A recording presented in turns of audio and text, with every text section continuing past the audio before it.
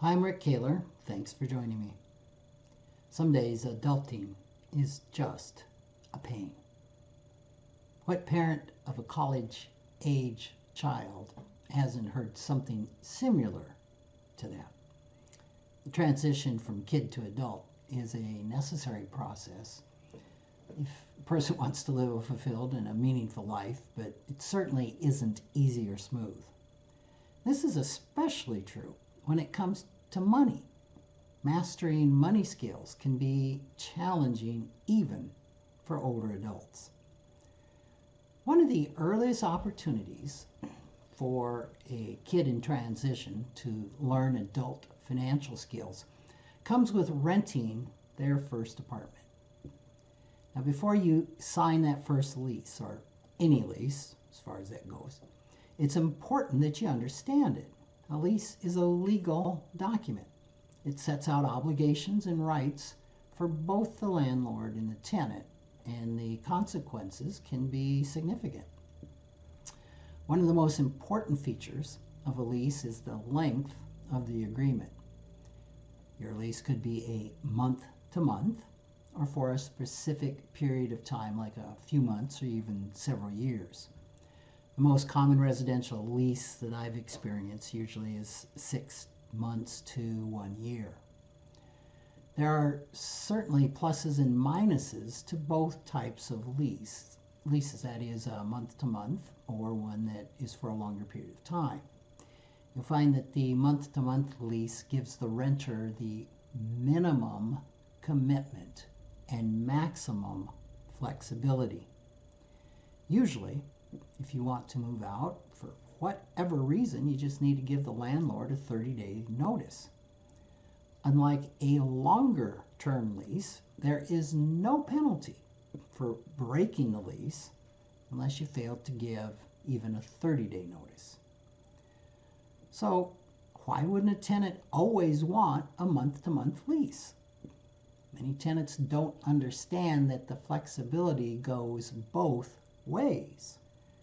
If a landlord chooses to stop leasing the property, finds a tenant willing to pay a higher rent, or decides to sell the property, all the lease requires is a 30-day notice for the current tenant to move out.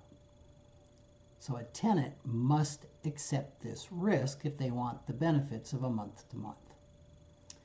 A recent local example concerned 11 house renters who lived on the campus of the Star Academy, a former state-owned property near Custer, South Dakota. Some of the tenants had rented for 14 years with month-to-month leases. When the state foreclosed on the property, it gave the tenants 30-day notices to move.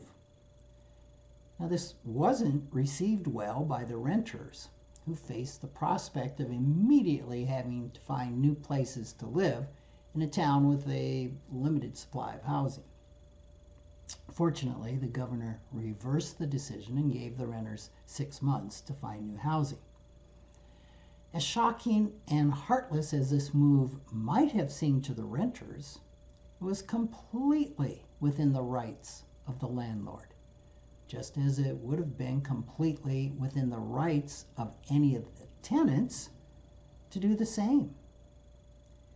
It's easy to get lulled to sleep by a month-to-month lease, especially when a tenant has lived in the property year after year after year. However, if the prospect of having to vacate your home in 30 days is not appealing, it would be a really good idea to ask the landlord for a longer lease. Before signing a lease, consider how long are you willing to commit to living in the property? What will best serve your specific situation? For some, it may be a lease that expires at the end of a school year, or in a year, or even in 3 to 5 years if you see no reason that you'll need to move anytime soon. But be aware that by signing the lease, you agree not to move out until the time is up. Also understand that unless the lease specifically states otherwise, neither you nor the landlord are bound to renew when the lease expires. So it's important to renegotiate a new lease well before the current lease expires. Before signing any lease, be sure to read it carefully. Ask clarifying questions. Be sure that you understand the legal commitment that you're making. Thanks for joining me.